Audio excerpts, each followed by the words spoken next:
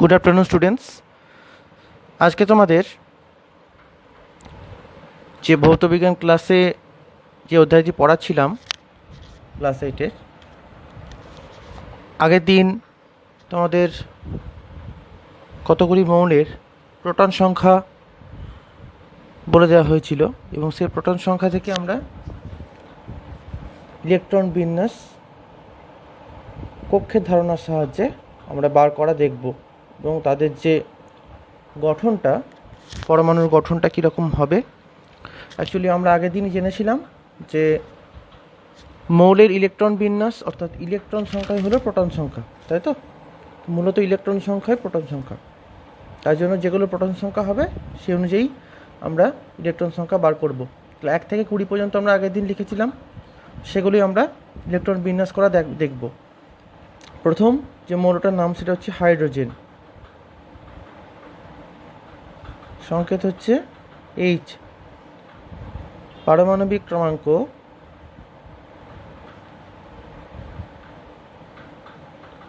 1, অর্থাৎ ইলেকট্রন সংখ্যা 1। তাহলে কে কক্ষে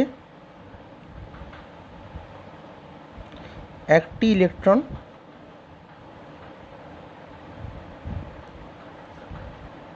থাকবে। তাহলে ইলেকট্রন বিন্যাস আমি প্রথমটা একটু লিখে দেখিয়ে দিচ্ছি, প্রত্যেকটা কিন্তু এভাবে লিখবো না। তোমাদের যদি এভাবে তোমাদের দেয়, যে প্রশ্ন দেয় যে হাইড্রোজেন পরমাণুর গঠনটি চিত্র সহ ব্যাখ্যা করো, তাহলে এইভাবে লিখতে হবে। তাহলে ইলেকট্রন বিন্যাস K=1। এবার যদি ছবি আঁকি আমরা সাইডে, ছবিটা অবশ্যই পেন্সিলে আঁকবে। আমি তোমাদের পেনে এঁকে দিচ্ছি এখানে, কিন্তু তোমরা আঁকবে হচ্ছে পেন্সিলে।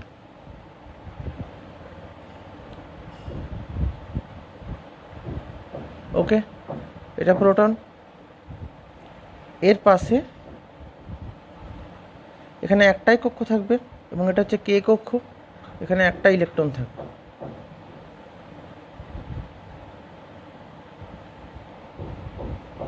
মাইনাস চার্জ, তাহলে এটা হচ্ছে ইলেকট্রন এবং এটা হচ্ছে কে কক্ষ,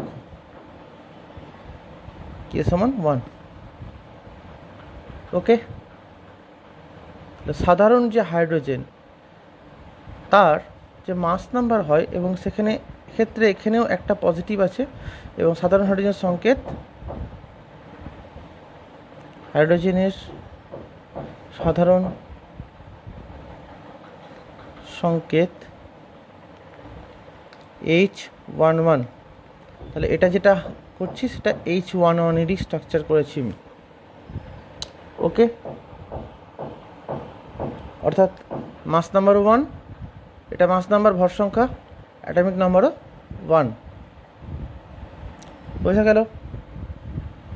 এবার যদি বলা হয় H12, এবার তোমাদের প্রশ্ন জাগতে পারে, স্যার H12টা কি? এটা হচ্ছে ডয়টেরিয়াম, হাইড্রোজেনের আইসোটোপ। আচ্ছা, এর একটা সাধারণ নাম আছে এই হাইড্রোজেনটার, এটা নাম হচ্ছে প্রোটিয়াম।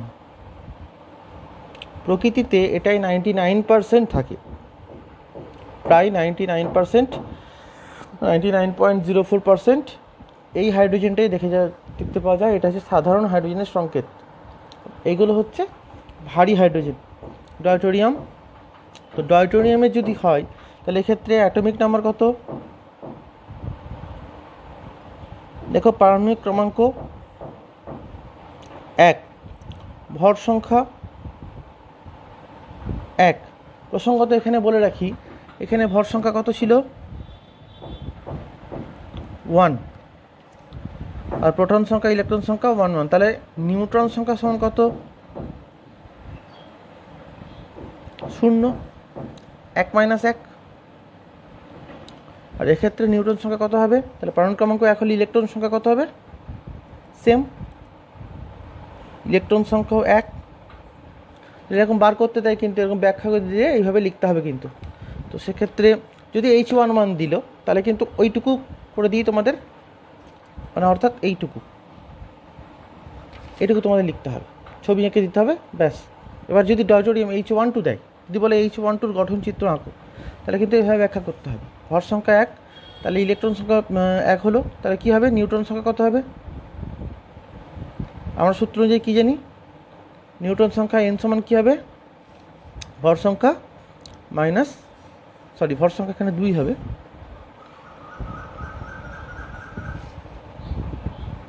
তাহলে কত হচ্ছে 1, তাহলে নিউটন সংখ্যা কত হবে 1। বোঝা গেল? তাহলে সংকেত দেখো, গঠন সংকেত এক্ষেত্রে শুধু প্রোটন সংখ্যা, নিউটন সংখ্যা, প্রোটন সংখ্যা কত হবে 1, নিউটন সংখ্যাও 1, তাহলে N01 আর H11 একটা থাকবে, অর্থাৎ এক্ষেত্রে প্রোটন সংখ্যা কত হচ্ছে 1, ইলেকট্রন সংখ্যা 1, ভর সংখ্যা 2, তাহলে এখানে গঠন চিত্র কত কীরকম হবে, একই গঠন চিত্রই হবে, জেনারেলি একই গঠন চিত্র হবে, শুধু এখানে কী হবে, নিউটন সংখ্যা 1 হবে, এখানে নিউটন সংখ্যা কত হবে 0, আর এক্ষেত্রে কত হবে নিউটন সংখ্যা 1। তাহলে এই যে দেখো, ঠিক একই রকমভাবে আরেকটা দেখা যায়, খুব কম পরিমাণে এগুলো, এটা হচ্ছে ট্রিটিয়াম বা ট্রিশিয়ামও বলে অনেক সময়, ট্রিটিয়াম H13। আর এটা কিন্তু তেজস্ক্রিয়তা দেখায়, এটা কিন্তু খুব অ্যাক্টিভ, এটা কিন্তু খুব অস্থায়ী, স্বতঃস্ফূর্তভাবে ভেঙে যায় এটা। তো H13তে যদি বলি, তাহলে ভর সংখ্যা কত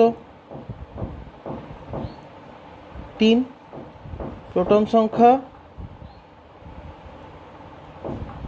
ইজিক্যাল টু 1 ইজিক্যাল টু কী হবে, ইলেকট্রন সংখ্যা, দুটোই সমান হয় সবসময় আমরা জানি। আর এক্ষেত্রে নিউটন সংখ্যা কত হবে 3 - 1 সমান হচ্ছে 2। ভালো করে লক্ষ্য করো, তাহলে নিউটন সংখ্যা দেখো বাড়ছে, তাহলে প্রোটন সংখ্যা দেখো প্রত্যেকটা ক্ষেত্রে সমান, কিন্তু ভর সংখ্যা আলাদা। একটা দেখো, একটা রাসায়নিক ধর্ম পাচ্ছি, একই মৌলের ক্ষেত্রে বিভিন্ন পরমাণু যাদের পারমাণবিক সংখ্যা 1, কিন্তু নিউক্লিয়াসে ভিন্ন সংখ্যক নিউট্রন থাকার জন্য ভর সংখ্যা আলাদা হয়, তাদেরকে কী হয়, পরস্পরের আইসোটোপ বা সমস্থানিক বলা হয়। তাহলে এরা কি পরস্পর, এই পুরোটা এরা পরস্পরের সমস্থানিক।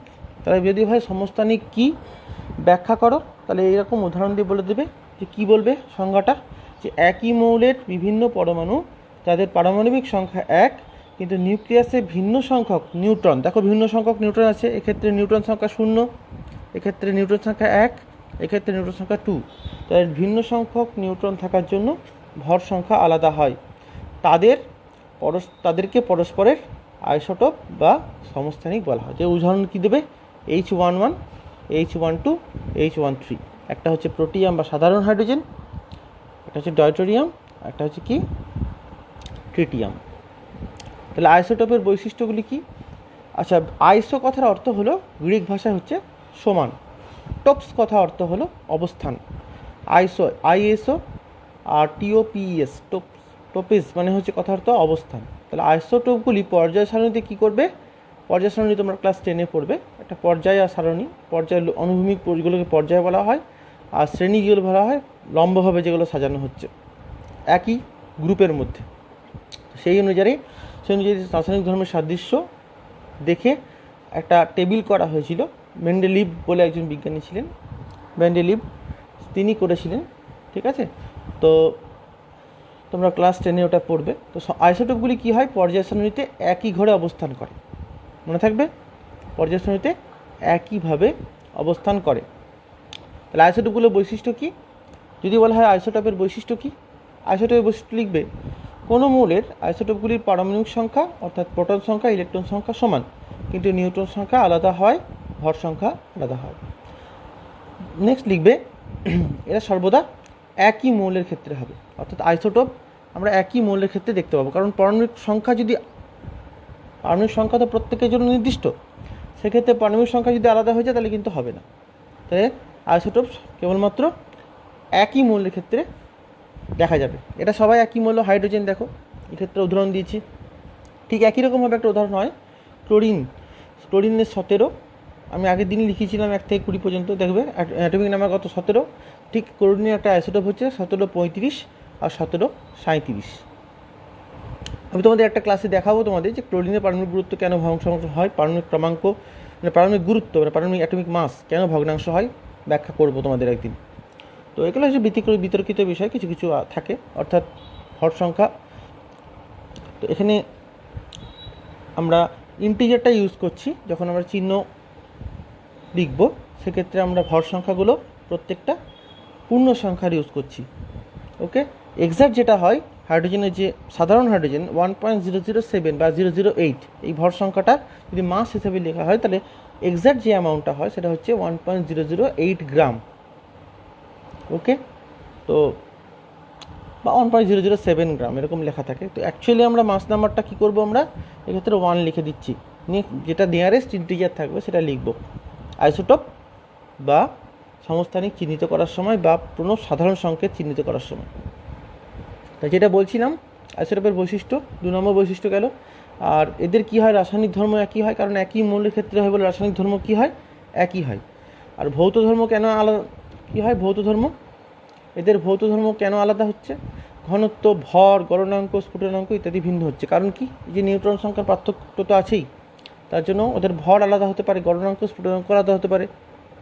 আর এদের ইলেকট্রন বিন্যাস দেখো একই, কে কক্ষে একটা ইলেকট্রন, ইলেকট্রন বিন্যাস একই রকম হয়, এদের যোজ্যতাও সমান হয়। প্রত্যেক ক্ষেত্রে এরা কি হয়, যোজ্যতা 1। তাহলে অ্যাটমিক নাম্বার বা ইলেকট্রন সংখ্যা যেটা হবে সেটাই তার যোজ্যতা নির্দেশ করবে। ওকে, এক্ষেত্রে প্রত্যেক ক্ষেত্রে দেখো একটাই থাকছে, তাই কি হয়, ইলেকট্রন বিন্যাস যদি একই রকম হয়, কে কক্ষে একটাই থাকছে, তাহলে সেক্ষেত্রে কি হয়, যোজ্যতা সমান হচ্ছে। ঠিক একই রকমভাবে অক্সিজেন 816, অক্সিজেন 817, অক্সিজেন 818 এরা হচ্ছে কি পরস্পরের আইসোটোপ। কারণ দেখো প্রোটন সংখ্যা সমান কিন্তু নিউট্রন সংখ্যা পার্থক্য আছে। 16 থেকে 8 বাদ দাও 8, 17 থেকে 8 বাদ দিই তাহলে কত হবে 9, 18 থেকে 8 বাদ দিলে 10, তাহলে নিউট্রন সংখ্যার পার্থক্য আছে। ওকে, আর ভর সংখ্যা আলাদা, কারণ নিউট্রন সংখ্যার পার্থক্যের জন্যই ভর সংখ্যাটা আলাদা হচ্ছে। তাহলে এরা হচ্ছে পরস্পরে কী হবে, আইসোটোপ। মনে থাকবে। আচ্ছা, জেনে রাখবে চিকিৎসা বিজ্ঞানে ক্যান্সার ও টিউমার চিকিৎসায় আয়োডিনের তেজস্ক্রিয় আইসোটোপ, ঠিক আছে, I-131 হচ্ছে, এরকম দেখো লেখা হয় I-131, এই আইসোটোপটা ব্যবহার করা হয়। এমনকি গাছ, পুরনো শিলা আর পৃথিবীর বয়স নির্ণয় করতে কার্বনের তেজস্ক্রিয় আইসোটোপ C14, এই আইসোটোপটা ব্যবহার করা হয়, মনে থাকবে। ওকে, তো প্রত্যেকের এগুলো এক একটা কিন্তু আছে, তোমার অ্যাটমিক নাম্বারও আছে তোমাদের। এগুলো আয়োডিনটা তোমাদের সিলেবাসে এখন নেই, অনেকটা পরে, 20টার অনেক পরে, আমি তোমাদের 20টা লিখে দিয়েছি। আর কার্বন হচ্ছে 6, তোমরা সবাই জানো। তো এই তো গেল আইসোটোপ। এবার আমরা পরবর্তী যদি চলে যাই যে তার পরের ক্ষেত্রে কীরকম ইলেকট্রন বিন্যাস হবে আমরা দেখি এবার। ওকে,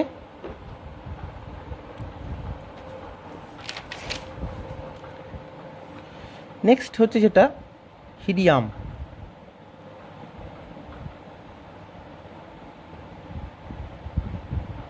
HE, তাহলে আর আমরা অত ডিটেলসে লিখছি না। তাহলে কী হবে, HE কী হয়, অ্যাটমিক নাম্বার কত, 2। তাহলে কে কক্ষে কটা থাকবে, 2টো ইলেকট্রন থাকবে। অ্যাটমিক মাস,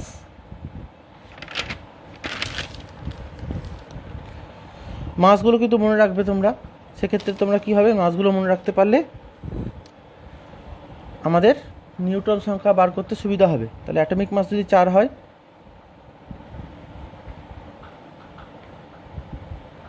ঠিক একই রকমভাবে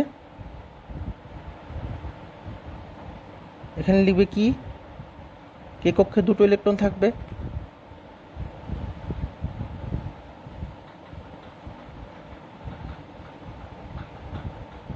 আচ্ছা, এই দুটোকে পাশাপাশি এভাবে জোড়া জোড়া লিখতে পারো বা ছাড়া ছাড়াও লিখতে পারো তোমরা।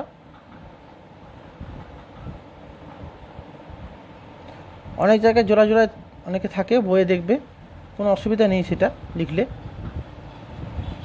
তাহলে এটা আঁকতে পারো, তো পজিটিভ, এটা নেগেটিভ, ঠিক আছে। তাহলে এবার দেখো, এটা তো নিউক্লিয়াস, আর এটা ইলেকট্রনগুলো ঘুরছে, দুটো ইলেকট্রন, এটা কে কক্ষ। আবার বলছি, ছবিটা এইভাবে আঁকতে পারো, শুদ্ধ অবলিক দিয়ে আমি এঁকে দিচ্ছি তোমাদের ছবিটা।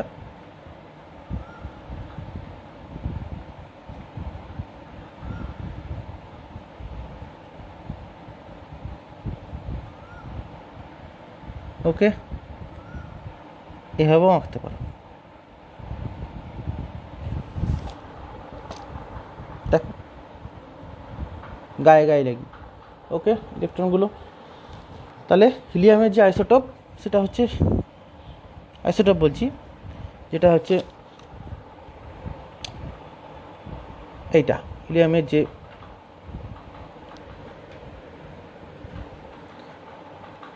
অ্যাটমিক নাম্বার আর অ্যাটমিক মাস মিলে যেটা হচ্ছে পরমাণুটা হিলিয়াম। এই হিলিয়াম কণা হচ্ছে মূলত কি হয়, সংমিশ্র কণা আমরা জানি, আলফা কণার স্রোত।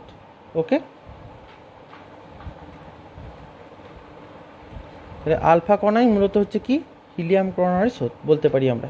আলফা কণা মূলত হিলিয়াম কণারই স্রোত, আবার হিলিয়াম কণাও বলতে পারি মূলত আলফা কণা, তাই তো। আলফা কণার সংকেত হিলিয়াম কণা, এটা দিয়েই প্রকাশ করা হয়, মনে থাকবে। তাহলে এটা গেল হিলিয়াম পরমাণুর গঠন।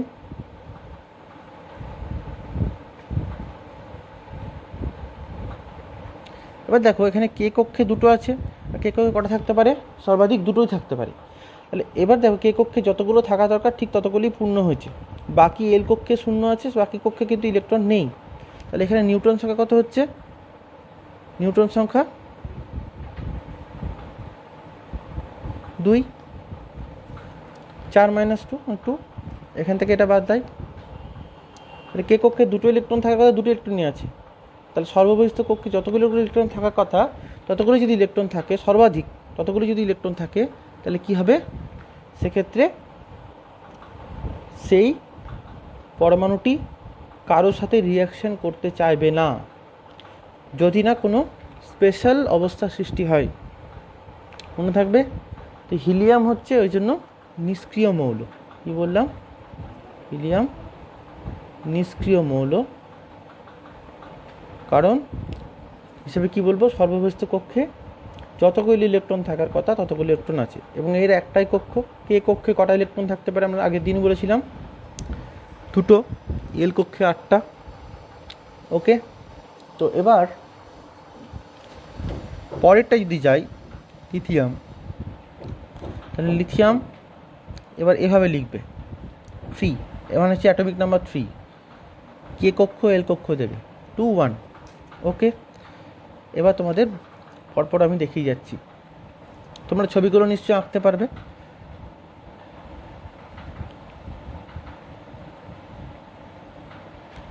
এবার কিন্তু আর একটা কক্ষ হবে এরকম। আমি সব ছবি এঁকে দেখাবো না তোমাদের, কারণ তোমরা বাড়িতে কিছু কিছু প্র্যাকটিস করবে। আর এখানে কটা থাকবে, একটা। ওকে,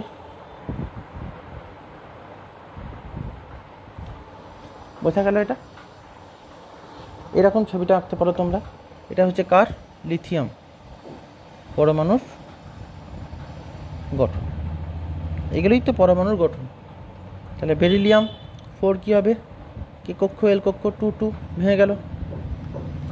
বোরন 5, কে এল 2 3। ওকে, কারণ এল কক্ষে কটা থাকতে পারে সর্বাধিক 8টা, এখন 8টা পর্যন্ত আমরা যেতে পারবো। 6, কে এল 2 4, 7 সরি এন 7, কে এল 2 5, 8 কার, অক্সিজেন। এগুলো কিন্তু সব অ্যাটমিক নাম্বার লিখছি পরপর, আমরা আগের দিনই লিখে দিয়েছিলাম তোমাদের। কে এল 2 6, ক্লোরিন 9, কে এল 2 7, 10, নিয়ন, এটা হচ্ছে নিয়ন, এনই হচ্ছে নিয়ন, এটা ফ্লুওরিন। নামগুলো মনে রাখতে হবে। 2 8। আবার দেখো, এল কক্ষে কটা থাকতে পারে সর্বাধিক বলেছিলাম, 8টা। তাহলে দেখো 2, কে কক্ষে দুটো আছে, এল কক্ষেও 8টা আছে, সর্বাধিক যতগুলো ইলেকট্রন থাকতে পারে। তাহলে ঠিক একই রকমভাবে এটাও হচ্ছে কি কারোর সাথে বিক্রিয়া করতে পারবে না সাধারণ অবস্থায়, যদি না কোনো স্পেশাল কন্ডিশন হয়, চট করে করেই না, বলতে গেলে করেই না। এটা হচ্ছে নিষ্ক্রিয় মৌল। ঠিক একই রকমভাবে যেমন বলেছিলাম এটা নিষ্ক্রিয় মৌল হিলিয়াম, ঠিক এটা হচ্ছে পরবর্তী নিষ্ক্রিয় মৌল। ওকে, তাহলে হিলিয়াম নিয়ন, এর পরবর্তীকালে আসবে আর্গন, তার পরবর্তীকালে আসবে ক্রিপ্টন। ক্রিপ্টন পর্যন্ত তোমাদের আমি এখন অ্যাটমিক নাম্বার লেখাইনি, কারণ ক্রিপ্টনের অ্যাটমিক নাম্বার হচ্ছে 36। ঠিক আছে, তারপর হচ্ছে জেনন, জেনন হচ্ছে 54, তারপরে রেডন, রেডন হচ্ছে 86। তো এইভাবে চলে যাচ্ছে। আমরা তো আবার সবাই জানি যে 118টা এলিমেন্ট আছে, নামকরণ করতে পেরেছি আমরা, যদিও 92টা হচ্ছে প্রাকৃতিক, তারপরে হচ্ছে সকল হচ্ছে কি কৃত্রিমভাবে তৈরি। আর 119 নিয়ে আমাদের কী চলছে, 119 আইপিসি নামে আমরা জানি, কিন্তু আমরা এখনও পর্যন্ত এমনি নাম বার করতে পারিনি। তো এগুলো নিয়ে তোমরা আরও ভবিষ্যতে পড়বে তোমরা। ঠিক আছে, তো এখন দেখো এটা হচ্ছে 2 আর 8 পরবর্তী কক্ষ পূর্ণ হচ্ছে। তাহলে এটা যদি আঁকতে হয় ঠিক একইভাবে এটা যদি আঁকা হয়, তাহলে কীভাবে আঁকবো আমরা?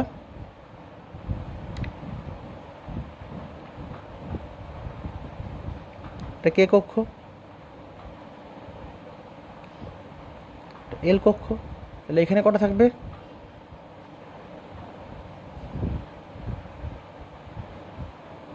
দুটো। ঠিক একই রকম কটা থাকবে? জোড়া জোড়া আঁকতে পারো তোমরা, এখানে অনেকগুলো আছে।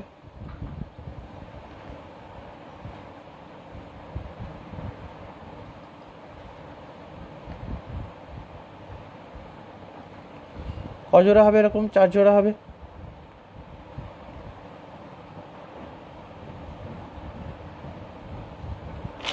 ওকে, এভাবে আমরা যাচ্ছি, পরবর্তীতে চলে যাচ্ছি। দেখো পরবর্তী কক্ষে আমরা কোন কক্ষে আমরা প্রবেশ করব? এম কক্ষে, কারণ এখানে 2 আর 8 ফিল আপ হয়ে গেছে। তাহলে পরবর্তী মৌলটা কী ছিল আমাদের? দেখো সোডিয়াম 11। তাহলে এটা আমরা আঁকবো। আমরা পরবর্তী কক্ষে চলে যাব, KLM। তাহলে পরবর্তী মৌলটার নাম কি? সোডিয়াম ব্র্যাকেটে 11। তাহলে কে কক্ষে করতে হবে? এল কক্ষে করতে হবে, এম কক্ষে করতে হবে। 2, 8, 1। ছবিটা নিশ্চয়ই বুঝতেই পারছো। এবার 3টে কক্ষ হবে।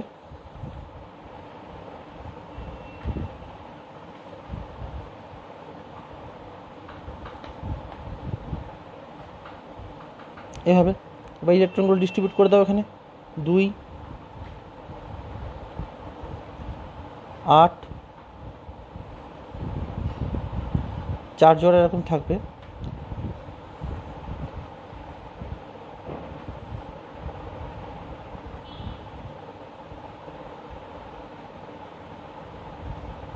এক, 2, 3, 4,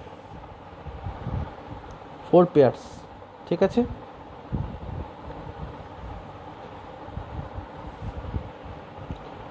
ঠিক লাস্টের কক্ষে কত থাকবে?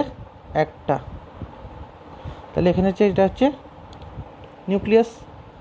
ঠিক আছে, এটা কে কক্ষ, এটা এল কক্ষ, এটা এম কক্ষ। এইভাবে পরমাণুর গঠনগুলো তোমরা অবশ্যই কিন্তু পেন্সিলে আঁকবে, আর কম্পাস দিয়ে, পেন্সিল কম্পাস দিয়ে পুরো গোল করে নেবে। ছবি আঁকার সময় এইভাবে কিন্তু আঁকবে না, কিন্তু বারবার বলছি পেনে ছবি আঁকলে কিন্তু হবে না। আমি এখানে পেনে আঁকছি বলে তোমরা পরীক্ষার সময় পেনে আঁকবে, সেটা হবে না, মনে থাকবে। তাহলে এমজির ক্ষেত্রে কি হবে? KLM 2, 8, 2 ভেঙে যাবে। ওকে, এবার হচ্ছে কি? Aluminium 13, KLM 3। নিশ্চয়ই আঁকতে পারবে তোমরা। ওকে, এবার তোমাদের প্রশ্ন জাগতে পারে যে এদের ভর সংখ্যাগুলো কত?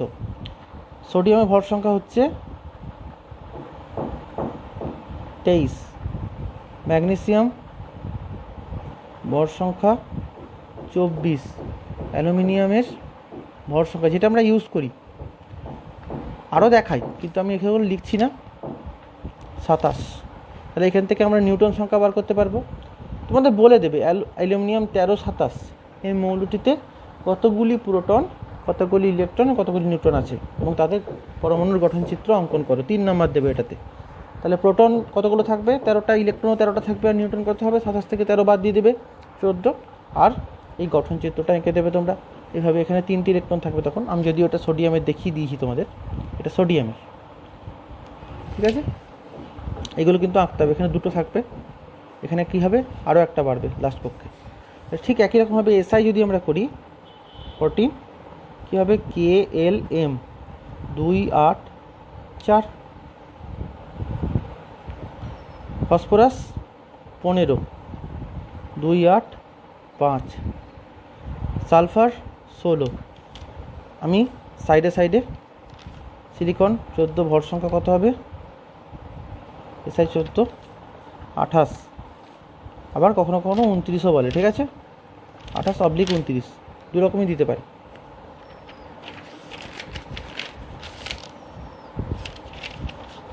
উনত্রিশ 30 3টি থাকে। এটা কি হবে ফসফরাস, ভর সংখ্যা 31, 30ও মাঝে মাঝে হয়। এগুলো সব আইসোটোপ, বুঝতেই পারছো তোমরা। একই মৌলের পারমাণবিক ক্রমাঙ্ক 1 কিন্তু ভর সংখ্যা আলাদা, তাদেরকে কী বলা হয় আইসোটোপ। তা আইসোটোপ অনেক মৌলেরই থাকে, আবার অনেক মৌলের থাকে না, সেগুলো নিয়ে তোমাদের আমি একদিন আলোচনা করব। এই এখান থেকে কিছু কিছু প্রশ্ন আছে, সেগুলো তোমাদের আলোচনা করবো এগুলো। সালফারের ক্ষেত্রে কী হবে 2 8 6, মানে কে কক্ষে 2টো, এল কক্ষে 8টা, এম কক্ষে 6টা, এটাও কে কক্ষ এল কক্ষ এম কক্ষ করে দিই। সালফারের ক্ষেত্রে ভর সংখ্যা হচ্ছে 32, ঠিক আছে 32, তাহলে কী হবে নিউট্রন সংখ্যা কত হবে 32 - 16 16। ঠিক একই রকমভাবে ক্লোরিন 17, কে কক্ষ এল কক্ষ এম কক্ষ 2 8 7, ওকে। Argon 18, KLM 2 8 8। এইবার তোমাদের প্রশ্ন জাগতে পারে যে স্যার আর্গন ঠিক একই রকমভাবে আর্গন দেখো এম কক্ষে 8টা হয়ে গেছে, ওকে। তো তোমাদের এম কক্ষে ইলেকট্রন সংখ্যা বোরবারি স্কিম অনুযায়ী কত বেরিয়েছিল 2n², সেক্ষেত্রে এম কক্ষে ইলেকট্রন সংখ্যা 18 হওয়া উচিত, সর্বাধিক ইলেকট্রন সংখ্যা।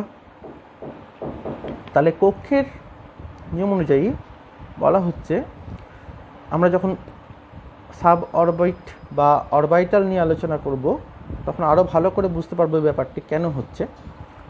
আর্গন কিন্তু নিষ্ক্রিয় মৌল, যখনই সর্ববহিস্থ কক্ষে 8টা ইলেকট্রন হয়ে যাবে তখন কিন্তু কি হবে সেটা ইনার্ট হয়ে যাবে, মনে থাকবে এটা কি হয়ে যাবে ইনার্ট। এখানে 8টা হয়ে যাওয়া মানে হচ্ছে অষ্টক পূর্তি ঘটেছে, ঠিক আছে। 8টা ইলেকট্রনে বেশি থাকতে পারবে না সর্ববহিস্থ কক্ষে, তাহলে সেখানে 8টার জায়গায় 9টা আমরা লিখতে পারবো না। পরবর্তী যদি আমরা কে করি 19-এর ক্ষেত্রে KLM, তা এটা কিন্তু এর ব্যাখ্যা সঠিকভাবে কেন হচ্ছে সেটা পাওয়া যায় সাব অরবিট বা অরবাইটালের তত্ত্বে, অর্থাৎ SPDF। তোমরা একদিন বলেছো ক্লাস নিতে, আমি নিশ্চয়ই ক্লাস নেব, তার উপরে আমাদের বুঝিয়ে দেবো। 2 8 9 আমরা লিখতে পারি না,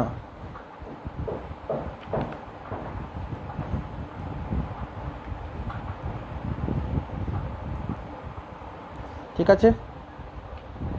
এটা কিন্তু ব্যতিক্রম, 2 8 9 লেখা হলো না। দেখো আমরা বোরবারি স্কিম অনুযায়ী পড়েছিলাম, তখন কি পড়েছিলাম, তখন দেখেছিলাম যে ওখানে এম কক্ষে কটা থাকতে পারে সর্বাধিক, এম কক্ষে থাকতে পারে হচ্ছে 18টা, কিন্তু এখানে দেখো 9টা থাকলো না। কেন থাকলো না? কারণ 8টার বেশি ইলেকট্রন থাকতে পারে না সর্ববহিস্থ কক্ষে। এবং এটা কেন থাকতে পারে না আমি একদিন তোমাদের বুঝিয়ে দেবো, এটা যে কেন এরকম হচ্ছে, বোঝা গেল। তো এক্ষেত্রে কীরকম হবে, এটা হচ্ছে না, এটা যেহেতু ক্রস, তাহলে কীরকম হবে 2 8 8 আর পরবর্তী কক্ষে চলে যাবে, তাহলে KLMN, তখন কিন্তু এখানে আর একটা কক্ষ 4টে তৈরি হবে। ঠিক একই রকমভাবে ক্যালসিয়াম 20-এর ক্ষেত্রে কী হবে KLMN 2 8 8 2। তোমাদের একটা প্রশ্ন আছে যে এখানে ক্যালসিয়াম আর পটাশিয়ামের ক্ষেত্রে আমরা 2-8-8-1 বা 2-8-8-2, 2-8-8-2 বা 2-8-8-1 লিখি কেন, তাই তো? 2-8-9 বা 2-8-10 লিখলাম না কেন? ওকে, তো এটা কেন বুঝবে? তোমরা যদি সর্বস্থ কক্ষে 8টার বেশি ইলেকট্রন থাকতে পারে না। এখন এই থিওরি যদি তোমাদের জানো, আর ভালো যে থিওরিটা আছে সেটা ভালো ব্যাখ্যাটা, এটা অরবিটাল থিওরি দিয়েই দেওয়া যাবে একমাত্র। তো আজকে তোমাদের ক্লাসে ইলেকট্রন বিন্যাসগুলো নিয়ে আলোচনা করলাম তোমাদের। ওকে, ঠিক একই রকমভাবে পরের দিন আমি আইসোটোপ নিয়ে আলোচনা করেছি। ঠিক আর একটু তোমাদের বলে দিই জিনিসটা, যে বিভিন্ন মৌলের ক্ষেত্রে কি হয়, যদি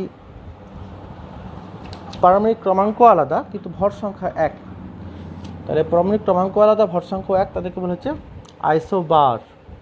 মনে থাকবে, আইসোবার।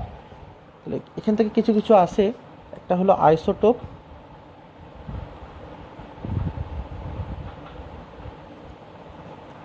পারমাণবিক ক্রমাঙ্ক এক,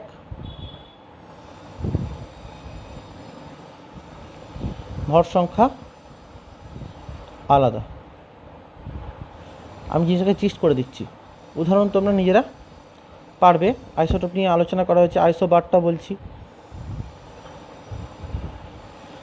পারমাণবিক ক্রমাঙ্ক আলাদা,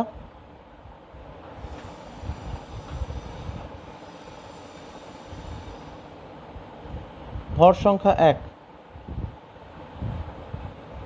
মানে একই, সেম। ওকে, উদাহরণ আমি পরে আসছি, এটা আইসোবার উদাহরণ দেব। Next isotone.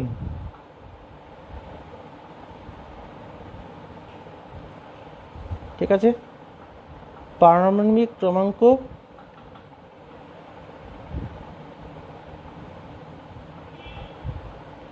ভর সংখ্যা দুটি আলাদা, কিন্তু নিউট্রন সংখ্যা সমান।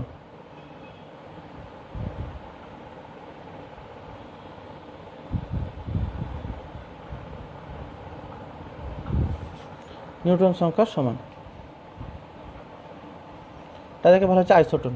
আর একটা তোমাদের আছে আইসোডায়াফার। একটু যদি হায়ার স্টাডিজে যাও, আইসোডায়াফার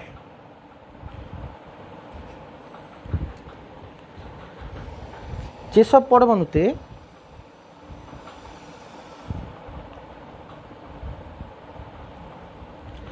নিউট্রন ও প্রোটন সংখ্যার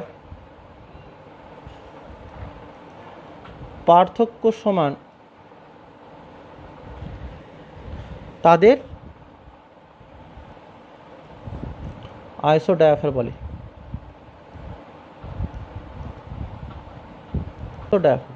ওকে,